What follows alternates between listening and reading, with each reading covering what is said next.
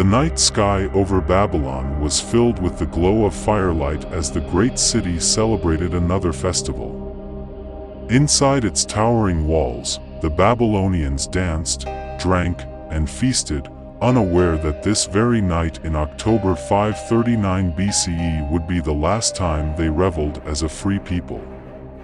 Unbeknownst to them, a new power had emerged, the Persian Empire, led by the brilliant strategist Cyrus the Great, and Babylon's days of glory were about to end.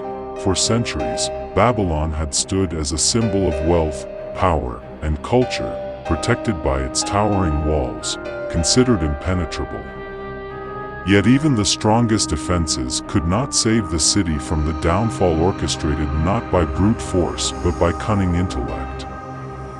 Cyrus, understanding that a direct assault would be futile, devised a plan to use Babylon's greatest natural defense, the Euphrates River.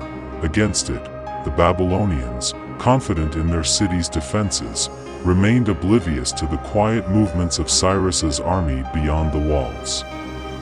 For months, Persian engineers had been working in secret to divert the mighty Euphrates. By the time the Babylonians realized what was happening, it would be too late.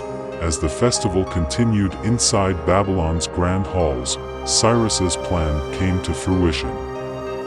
The river, which ran through the heart of the city, slowly receded, drained by the canals the Persians had dug. What had once been a wide, impassable barrier was now reduced to a shallow stream, through which the Persian soldiers quietly marched, entering the city unnoticed. Babylon, the mighty city, was about to fall, not by siege or battle, but by a brilliant stroke of strategic genius.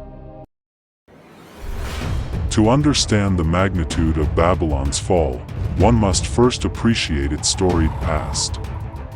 The city of Babylon had not always been on the verge of destruction.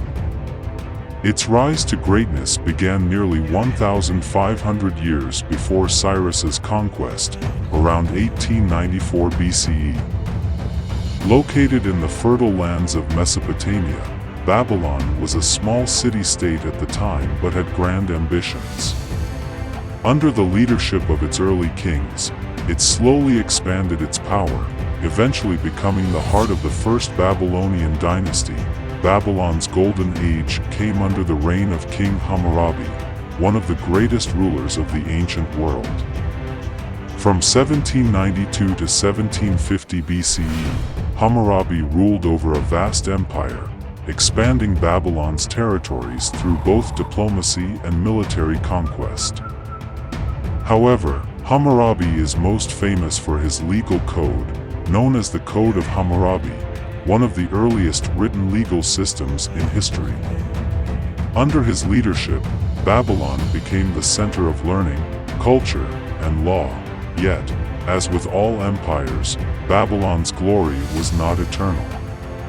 After Hammurabi's death, his successors struggled to maintain control over the vast territories he had acquired. Weaker kings followed, and by 1595 BCE, the once mighty city was sacked by the Hittites, a rising power from the north. The first Babylonian dynasty crumbled, and for centuries, Babylon's star dimmed as new empires rose around it. But Babylon was a city destined for greatness. Nearly 1,000 years after its first fall, in 626 BCE, a new ruler emerged, King Nabopolassar, who would lead Babylon to a second golden age. Nabopolassar founded the Neo-Babylonian Empire, and his son, Nebuchadnezzar II, would go on to rebuild Babylon into one of the most magnificent cities of the ancient world. Under Nebuchadnezzar's reign, Babylon became a wonder, known for its architectural marvels such as the famed Hanging Gardens. One of the seven wonders of the ancient world, the Babylonians were once again at the center of power in Mesopotamia. They controlled vast territories, built towering ziggurats, and constructed massive walls that were considered among the strongest fortifications ever built. Nebuchadnezzar's Babylon was a symbol of wealth, culture, and military strength. Yet, even this great empire, like all before it, would one day face decline. Nebuchadnezzar's successors, including his son Belshazzar, were not as capable of maintaining the empire's greatness. Belshazzar, in particular, would become known for his poor leadership and arrogance. Under his rule, the Babylonian Empire began to falter. Rather than focusing on the defense and stability of his kingdom, Belshazzar indulged in excesses, becoming detached from the realities of governing. As Cyrus the Great prepared to strike, Babylon was already weakened by poor leadership. Belshazzar, complacent in the strength of his city's defenses, failed to recognize the growing threat posed by the Persian Empire. On the night of the festival, he hosted a great feast in his palace, celebrating as if Babylon's dominance would last forever. The Babylonian king had grown accustomed to power and luxury, convinced that no force could challenge the might of his city. But as Belshazzar feasted, the Euphrates River was draining away. Cyrus's soldiers, having waded through the shallow waters, bypassed the city's massive gates and entered Babylon undetected. The mighty walls, once thought to be impregnable, were rendered useless by the brilliant tactics of the Persian king. When the Persians finally stormed the palace, they found Belshazzar still feasting, completely unaware of the impending doom. The king who had once ruled over one of the greatest cities in the world was killed, and with his death, the Babylonian Empire came to an end. The fall of Babylon was shockingly swift and nearly bloodless, a testament to Cyrus's strategic brilliance. The downfall of Babylon was not solely the result of Cyrus's cunning strategy. It was also the result of internal decay, complacency, and poor leadership. Under Nebuchadnezzar, Babylon had been a thriving empire, a beacon of power and culture. But under Belshazzar, it became a shadow of its former self. Belshazzar's arrogance and failure to recognize the threats to his kingdom left Babylon vulnerable. Rather than strengthening his defenses and addressing the needs of his people, he indulged in luxury and excess. The great walls of Babylon, once a symbol of strength, had become a false sense of security. When the Persians arrived, they found a city that had grown soft, unprepared for the challenges of the outside world. The fall of Babylon was not just the end of a city, it was the end of a civilization that had reached the pinnacle of greatness, only to be brought down by its own internal weaknesses. The dark night of Babylon was the final chapter in the city's long and storied history. Cyrus the Great had not only conquered a city but had ended an era.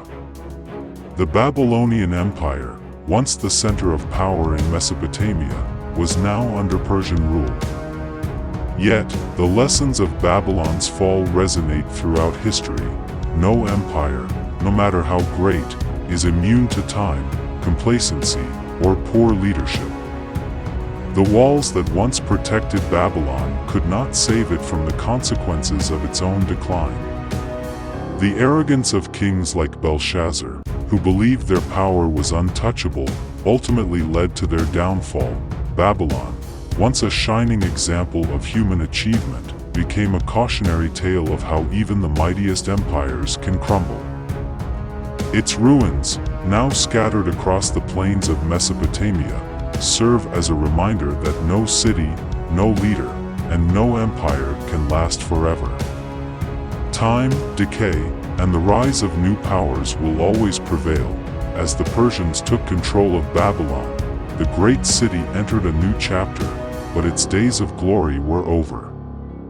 The dark night of Babylon had passed, leaving behind only the echoes of a civilization that had risen to greatness, only to fall in a single, decisive night. Thank you for watching.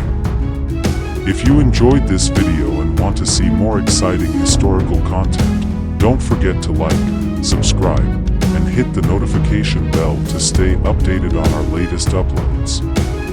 Your support helps us bring more fascinating stories to life. See you in the next episode.